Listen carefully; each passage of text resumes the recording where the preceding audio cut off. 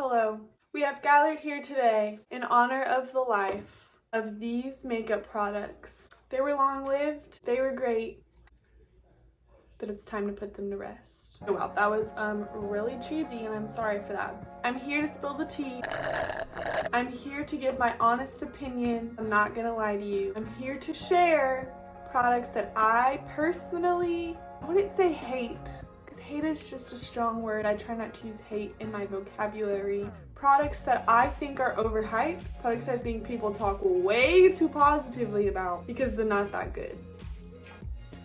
Dropping the mic, let's get on with the video.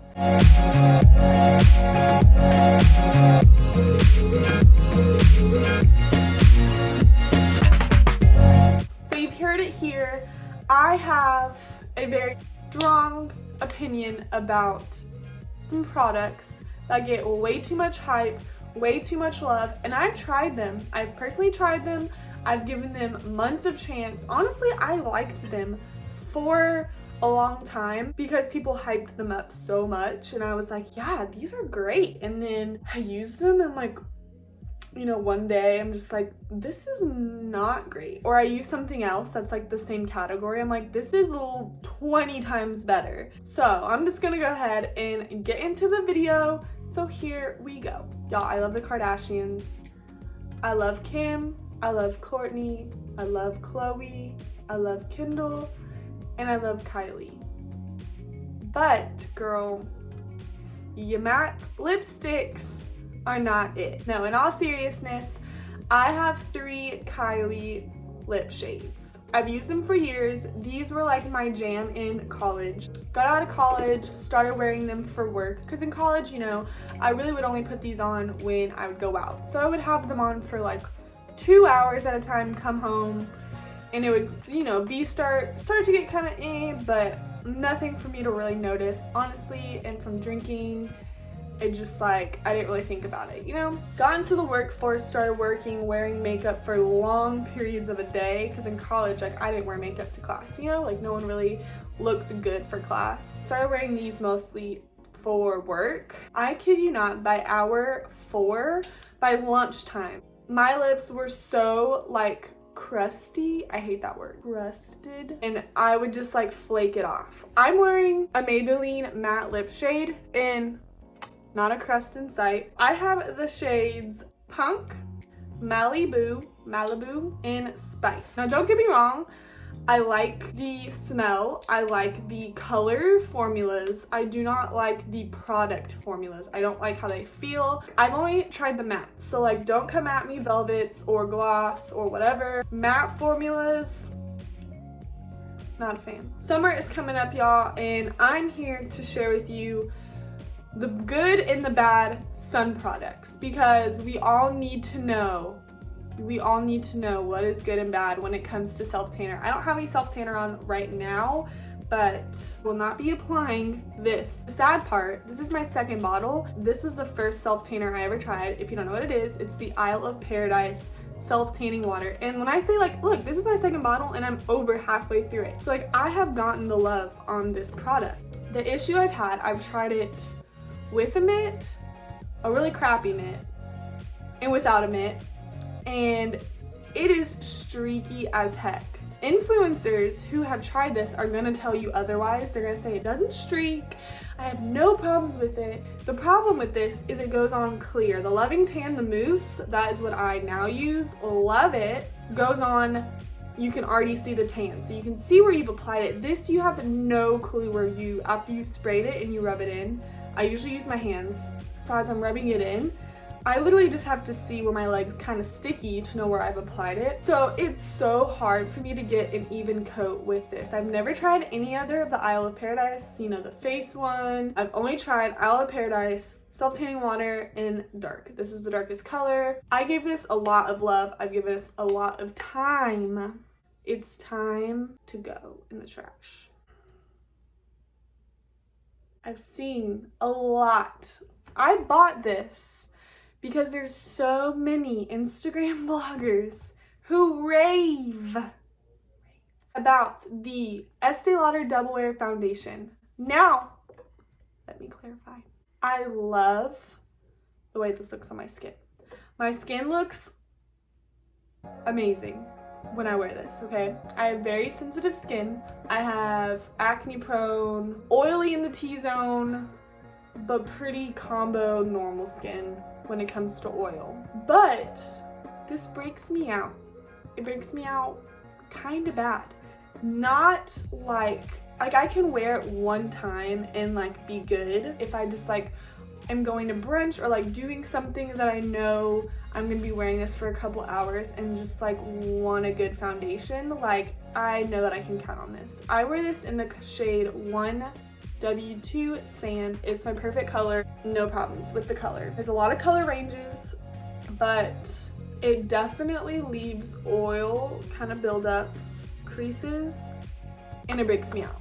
So it's not like terrible, but y'all are raving a little too much. Okay, I gotta throw it back to 7th grade on this one. I know a lot of you are still buying this stuff, and I can't blame you because I clearly still have it in my lotions. This is the Bath & Body Works Twisted Peppermint Body Lotion.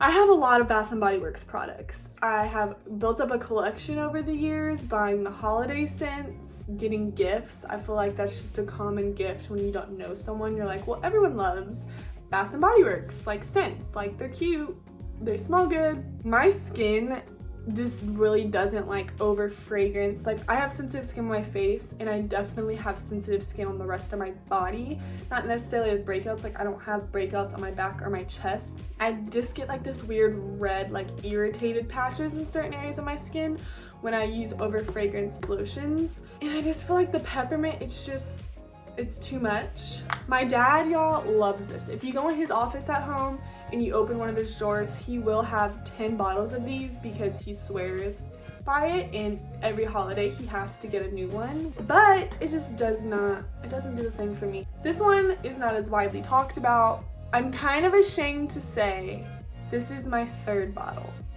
Super Goop CC Cream SPF 35.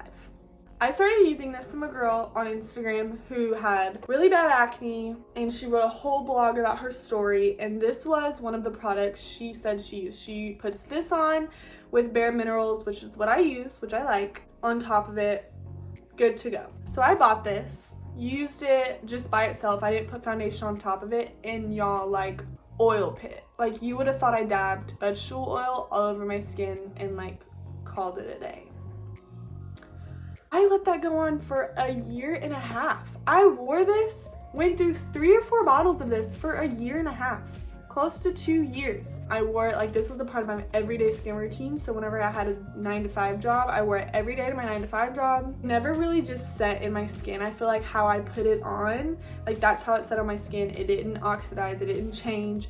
And I would be like scratching my skin or like just like barely touch my face, and it would just like bloop, glob off. Eventually, I was just sick of the oil, sick of the just like gross, nasty, and so I had to say goodbye. So Super Goop, as a company, I don't know. I can't talk hate. I don't know them as a company. I've never used any of their other products, but the CC cream, it ain't it. It ain't it. Last one. I'm just gonna go ahead and say it. The Colossal Mascara by Maybelline. Gotta go. First of all, just singed my nose hairs. First of all, the smell smells like old orange juice. It smells like tainted, like something. It smells tainted. I just don't love it. It clumps my lashes. It's just like everything I don't want in a mascara, it does. Like if I want like a lot of volume, I use the Red Aspen Plump It Up mascara. Layer this, but it will not be like my main mascara. It's just like, to me, it's just like a crappy drugstore mascara. It's not my favorite in the world. And I'm not talking about like Maybelline as a whole. Like all these products, I'm not talking about the company as a whole, but this product itself, all right, that's the tea.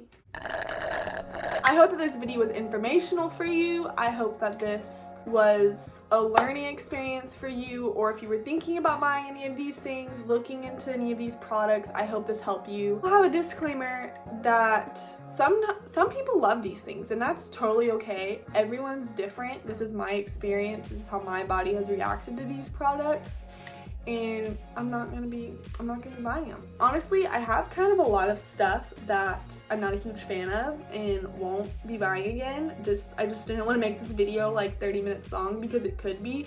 So let me know if you like this. I can do a part 2 eventually. Would love to. I could rant for days about things that I don't like. Thanks so much for watching this video. I hope you all have a great rest of your week and a great weekend. Bye!